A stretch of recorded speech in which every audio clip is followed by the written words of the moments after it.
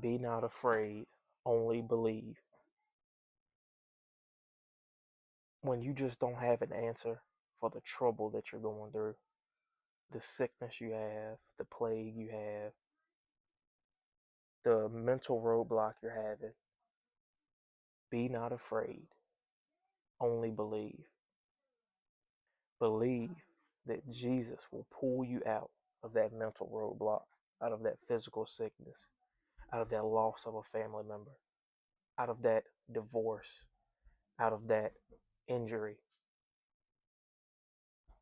when you're having financial trouble, when you have a sick family member, whatever it is, those letters in red say, be not afraid, only believe. Believe in Him.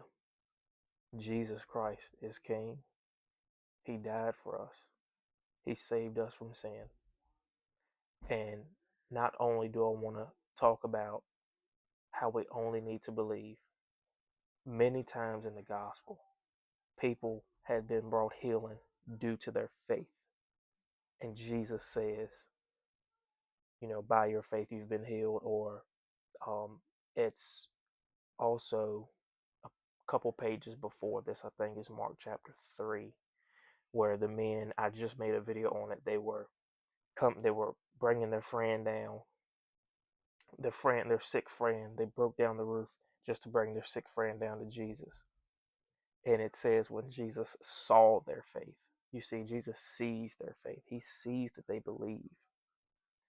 So if I go back a few verses to Mark chapter 5, verse 25, a certain woman which had an issue of blood for 12 years, verse 26, and had suffered many things of many physicians.